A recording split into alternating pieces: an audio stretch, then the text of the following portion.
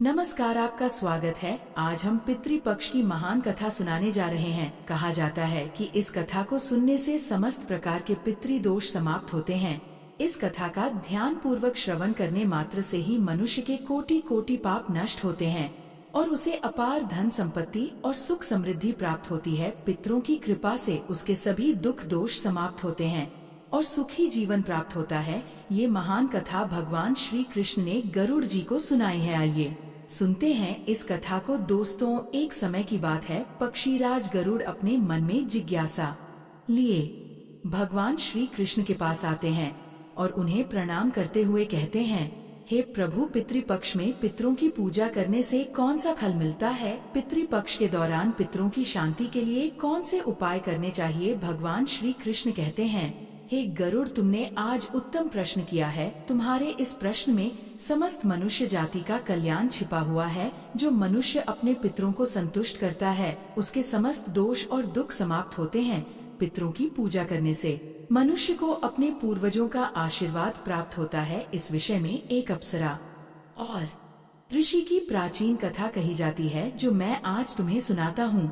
इस कथा को श्रवण करने से तुम्हें तुम्हारे सभी प्रश्नों के उत्तर मिल जाएंगे। इसलिए हे गरुड़, तुम इस कथा को ध्यान से सुनो। इस कथा को जो भी सुनता है उसके समस्त प्रकार के पितृ दोषों का नाश होता है। जो भी इस कथा को सुनता है और सुनाता है उसके ऊपर पितरों की कृपा सदैव बनी रहती है। गरुड़ जी कहते हैं, हे प्रभु, आपके मुख से इस कथा को सुनने के लिए मैं उत्सुक हूँ।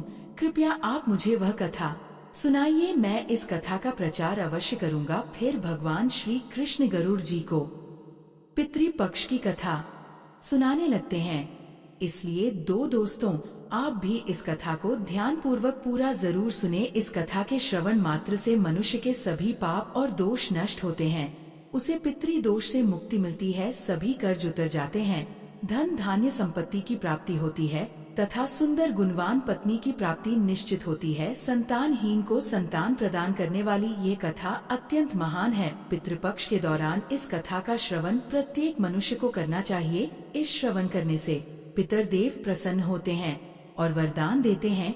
श्री कृष्ण कहते हैं, हे गरुड़, प्राचीन काल की बात है। रुचि नामक एक राजा थे जो संसार के माया मोह को छोड़कर निर्भय होकर ब्रह्मचर्य का पालन करते हुए निरह का भाव से पृथ्वी पर विचरण करने लगे। उन्होंने संसार की सभी खुशियों और भोगों का त्याग कर दिया था। उन्होंने घर में रहना भी छोड़ दिया था। वे एक बार ही भोजन करते थे और वन में भटकते रहते थे। उन्हें ऐसा वैराग्य धारण किया हुआ देखकर उनके समस्त पितृगण अत्यंत दुखी हो गए। अपने वंशज को इस प्रकार से वंश को नष्ट करता हुआ देखकर उन्हें भय लगने लगा। उन्होंने सोचा कि वे स्वयं चलकर अपने वंशज से मिलेंगे और उसे वैराग्य का त्याग करने के लिए कहेंगे। फिर एक दिन जब ऋषि रुचि ध्यान मग्न होकर तपस्या कर रहे थे, उसी समय उनके समस्त पितृगण उस स्थान पर प्रकट हुए। जब ऋषि रुचि ने अपनी आंखें खोली तो उन्होंने 4 दिव्य आत्माओं को अपने सामने खड़ा देखा। उन्हें देखकर वे आश्चर्यचकित हो गए और उन्हें प्रणाम करते हुए कहने लगे, हे महान आत्माओं, आप कौन हैं और किस कारण से आप मुझे दर्शन देने के लिए पधारे हैं? वे सभी दिव्य आत्माएं कहने लगी, हे वत्स, हम तुम्हारे पूर्वज हैं और हम तुम्हारे इस वैराग्य पूर्ण आचरण से अत्यंत दुखी हैं, इसीलिए तुमसे मिलने के लिए आए है। ऋषि रुचि ने उन्हें नमस्कार करते हुए आदर पूर्वक पूछा, है पितृगण, आप सभी के दर्शन करके मैं कृतार्थ हो गया, किंतु आप मेरे आचरण से दुखी क्यों हैं? कृपया मुझे विस्तार से बताइए। मुझसे ऐसी कौन सी भूल हो गई है जो मेरे पूर्वज मुझसे असंतुष्ट और दुखी हैं? तब वे सभी पितृगण कहने लगे, हे वत्स, तुमने किस कारण से विवाह नहीं किया? विवाह स्वर्ग और मोक्ष प्राप्ति का उत्तम मार्ग है। गृहस्थ आश्रम के बिना मनुष्य को शाश्वत बंधन होता है। गृहस्थ में रहकर मनुष्य देवताओं, पितरों, ऋषियों और याचकों की पूजा करके उत्तम लोकों को प्राप्त करता है। वह देवताओं को स्वाहा और पितरों को स्वधा शब्द के उच्चारण से तथा द्वार पर आए अतिथियों और याचकों को दान देकर संतुष्ट करता है। विवाह ना करके, संतान को उत्पन्न ना करके तुम देव ऋण तथा पितृजनों के ऋण से मुक्ति नहीं पा सकोगे। संसार में रहने वाले मनुष्य, ऋषि तथा अन्य प्राणियों के लिए भी तुम प्रतिदिन ऋणी ही हो रहे हो। संतान की उत्पत्ति के बिना तुम स्वर्ग को कैसे प्राप्त कर सकोगे? देव पूजा, पितृ तर्पण तथा संन्यास ग्रहण किए बगैर तुम्हें स्वर्ग की प्राप्ति नहीं होगी। सभी पितृ कहते हैं, हे पुत्र, यदि तुमने विवाह नहीं किया तो यह अन्याय केवल तुम्हें कष्ट ही देगा। मरने के बाद तुम्हें नरक की प्राप्ति होगी और अगले जन्म में भी कष्ट भोगोगे। फिर ऋषि ने अपने पितरों से कहा है, पितरों, जीवन में विवाह करना अत्यंत दुखदायक है। इससे पाप का संग्रह होता है और अंतकाल में यह अधोगति प्रदान करता है। इसी विचार से मैंने स्त्री के साथ विवाह नहीं किया है। स्त्री संग परिग्रह करने से मुक्ति नहीं मिलती। जो व्यक्ति अविवाहित रहकर प्रतिदिन विद्या ग्रहण करता है और ज्ञान के अमृत से अपनी आत्मा को निर्मल करता है, वह मेरे लिए श्रेष्ठ है। विद्वानों ने अनेक प्रकार के सांसारिक कर्मों का वर्णन किया है, इसीलिए मनुष्य को अपने इंद्रियों पर संयम रखकर तत्व ज्ञान के जल से आत्मा को शुद्ध करना चाहिए। फिर पितरों ने कहा है, वत्स, इंद्रियों को वश में रखकर ज्ञान के द्वारा आत्मा को निर्मल करना चाहिए। तुम्हारा ये कथन उचित ही है, किंतु यह कल्याण का मार्ग नहीं है जिस पर तुम चल रहे हो। यज्ञ, तप और दान के द्वारा अपने अमंगल को दूर करते हुए फल प्राप्ति की काम से रहित जो शुभ और अशुभ कर्म है, वे बंधन के कारण नहीं होते। जो पूर्व का कर्म है वह भोग से नष्ट होता है। पूर्व जन्म का जो पुण्य कर्म है वह सुख दुख को भोगने से निरंतर नष्ट होता रहता है। फिर ऋषि रुचि ने कहा है, पितामह, वेदों में कर्म मार्ग के प्रतिपादन द्वारा अविद्या और माया की पुष्टि की गई है। इसीलिए आप मुझे विवाह करने के लिए क्यों प्रेरित कर रहे हैं? विवाह करके मेरा अनिष्ट ही हो जाए। पितरों ने कहा है, वत्स, कर्म द्वारा जो कुछ भी किया जाता है वह अविद्या है, ये सत्य है, किंतु विद्या प्राप्त करना भी एक प्रकार का कर्म है। शास्त्रों में जो विहित कर्म है, सज्जन पुरुष उनका उल्लंघन नहीं करते, उन्हें उसी से मोक्ष की प्राप्ति होती है। शास्त्रों में पुरुष को विवाह करने की आज्ञा दी गई है। विवाह ना करने पर पुरुष को मुक्ति नहीं मिलती है। संतान के बिना उसे मोक्ष नहीं मिलता है। संतान के द्वारा किए गए श्राद्ध कर्म से ही उसे मोक्ष मिलता है। इसलिए हे पुत्र, तुम विधि पूर्वक विवाह करो। विवाह ना करने से तुम्हारे सभी कर्म भी नष्ट हो जाएंगे और तुम विफलताओं को ही प्राप्त करोगे। यदि हमारा वंश नष्ट हो जाएगा तो हमारी आत्माएं अतृप्त ही रहेंगी। विवाह करके संतान उत्पन्न करके ही तुम अपने पितरों को संतुष्ट कर सकते हो।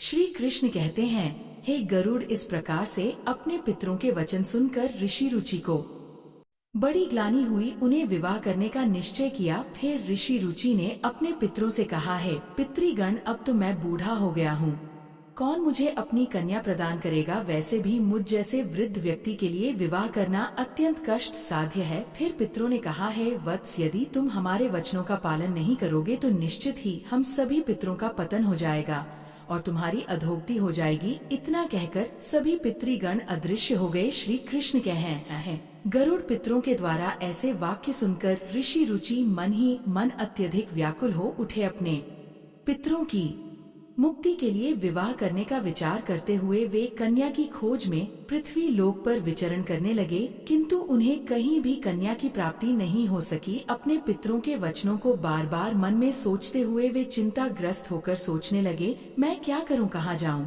मेरे पितृगणों को मुक्ति दिलाने के लिए कौन सी स्त्री मुझसे विवाह करेगी? इस प्रकार देर तक विचार करने के बाद ऋषि रुचि ने ब्रह्मा देव की तपस्या करना शुरू कर दिया। ऋषि रुचि ने 100 वर्षों तक एक वन में घोर तपस्या की। तत्पश्चात जगत पिता ब्रह्मा ने उन्हें दर्शन दिया और कहा, है रुचि, मैं तुम्हारी तपस्या से प्रसन्न हूँ। तुम्हारी जो भी अभिलाषा है उसे प्रकट करो, मैं अवश्य पूर्ण करूँगा। तब ऋषि रुचि ने ब्रह्मदेव को प्रणाम किया और कहा, है परमपिता, मेरे पितरों ने मुझे संतान उत्पन्न करने के लिए कहा है, किंतु इस समय मुझे विवाह के लिए कोई कन्या दिखाई नहीं पड़ रही है। इसीलिए कृपया आप मुझे कन्या प्रदान करें जिससे विवाह करके मैं संतान प्राप्त कर सकूं। इस पर ब्रह्मदेव ने कहा, है विप्र, तुम संसार के प्रजापति हो जाओगे, तुम्हारे द्वारा प्रजा की सृष्टि होगी। तुम्हारे पितरों ने कहा है कि तुम हे स्त्री से विवाह करना चाहिए। इस अभिलाषा को मन में रखते हुए तुम्हें पितरों की पूजा करनी चाहिए। वे प्रसन्न होकर तुम्हारी इस कामना को पूर्ण करेंगे और तुम्हें उत्तम स्त्री की प्राप्ति होगी। इस प्रकार कहकर ब्रह्मा देव अंतर्ध्यान हो गए। ब्रह्मा जी के वचन सुनकर ऋषि रुचि ने पुनः अपने पितरों को प्रसन्न करने का निश्चय किया। फिर ऋषि रुचि नदी के तट पर पहुँचे और एकांत में उन्होंने अपने पितरों का तर्पण करके उन्हें संतृप्त किया। तत्पश्चात एकाग्र चित्त होकर वे भक्ति पूर्वक अपने पितरों की स्तुति करने लगे। श्री कृष्ण कहते हैं, हे गरुड़ ऋषि, रुचि ने अपने पितरों के लिए जो स्तुति की उसे प्रत्येक मनुष्य को ध्यान से सुनना चाहिए। ये स्तुति सब दुख और दोषों को नष्ट करने वाली है। जो केवल एक बार इस स्तुति को सुनता है उसके अनेक पाप नष्ट होते हैं और उसे पितरों का आशीर्वाद प्राप्त होता है। इसलिए तुम इस स्तुति को ध्यान से सुनो, तभी यह कथा सुनने का फल तुम्हें प्राप्त होगा। महात्मा रुचि इस प्रकार स्तुति करने लगे, जो अधि देवता के रूप में विद्यमान रहते हैं और जो श्राद्ध के अवसर पर देवताओं से स्वधा द्वारा तृप्त किए जाते हैं, उन सभी पितृगणों को मैं नमस्कार करता हूँ। स्वर्ग में अवस्थित महर्षि गण भुक्ति मुक्ति की कामना से मानसिक श्राद्ध द्वारा जिन्हें भक्ति पूर्वक तृप्त करते हैं, उन सभी पितरों को मैं प्रणाम करता हूँ। अग्निस्वात, बर्षद, आज्य और सोमपति गण हैं। वे सभी इस श्राद्ध में मेरे द्वारा संतृप्त होकर तृप्ति को प्राप्त करें। अग्निस्वात पितृ मेरी पूर्व दिशा की रक्षा करें। बर्षद नामक पितृगण सर्वदा मेरी दक्षिण दिशा की रक्षा करें। आज्ञ पितृजन पश्चिम दिशा की तथा सोम पितृगण उत्तर दिशा की रक्षा करें। यह समस्त पितृजन राक्षस, भूत, पिशाच और असुर गणों के कारण उत्पन्न दोषों से नित्य सब प्रकार से हमारी रक्षा करें। विश्व भूख आराध्य, धर्म, धान्य, शुभानंद, भूति, दभूति, कृत और भूति नामक जो पितरों के 9 गण हैं, तथा कल्याण और कलदरा, श्रेय, कलता, हेतु और अनग नामक जो पितरों के 6 गण कहे गए हैं, और वर, वरेण्य, वरद, तुष्टि, पुष्टि, विश्वपात और धाता नाम से विख्यात ये 7 गण तथा पितृगणों के पाप विनाशक जो महान, महात्मा, महित, महिमावान और महाबल नाम से प्रसिद्ध यह 5 गण है, उन गणों के ही साथ सुखधम धर्म दुरई अत्यंत प्रसन्न हो गए। और उसी समय एक दिव्य तेज उत्पन्न हुआ जो आकाश मंडल में चारों ओर व्याप्त हुआ। संपूर्ण विश्व को अपने तेज से आच्छादित करने वाली उस रोशनी को देखकर ऋषि रुचि अपने घुटने पर बैठकर फिर से पितरों की स्तुति करने लगे। रुचि की स्तुति सुनकर पितृगण अत्यंत प्रसन्न हुए और वे उनके सामने प्रकट हुए। रुचि ने पुष्प, गंध और अनुले पदार्थों का उन्हें निवेदन किया था। वे सभी पितर उन्हीं को धारण करके उनके सामने प्रकट हुए। रुचि ने भक्ति पूर्वक हाथ जोड़कर अपने पितरों को प्रणाम किया और निवेदन किया। प्रसन्न होकर पितरों ने कहा, है पुत्र, तुम्हारी इस स्तुति से हम अत्यंत प्रसन्न हैं, इसीलिए अब तुम्हारी जो भी कामना हो वह निसंकोच होकर कहो। फिर नतमस्तक होकर रुचि ने पितरों से कहा, है पितृदेव ब्रह्मदेव ने सृष्टि की रक्षा करने के लिए मुझे प्रजापति बनाया है, इसीलिए मैं आप संतान उत्पन्न करने में समर्थ, गुणवान, चरित्रवान पत्नी की कामना करता हूँ।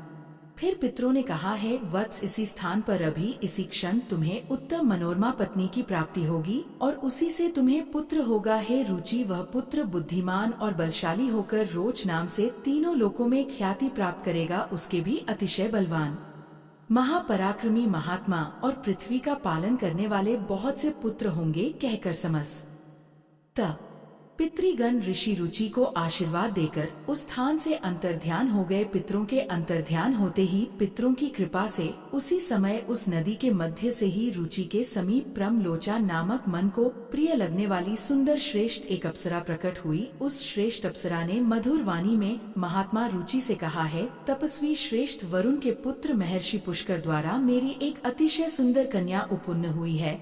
मैं उस सुंदर रूप वाली मानिनी नामक कन्या को भार्या के रूप में आपको प्रदान करती हूँ।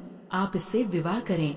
इस कन्या से आपको अतिशय बुद्धिमान मनु नाम का पुत्र होगा। फिर प्रजापति रुचि ने उस अप्सरा कन्या से विवाह किया। श्री कृष्ण कहते हैं, हे गरुड़, इस प्रकार से ऋषि रुचि ने अपने पितरों को प्रसन्न करके विवाह के लिए कन्या प्राप्त की और अपने वंश को आगे बढ़ाया। कथा के अंत में भगवान श्री कृष्ण ने गरुड़ जी को पितरों को प्रसन्न करने के अनेक उपाय विस्तार से बताए।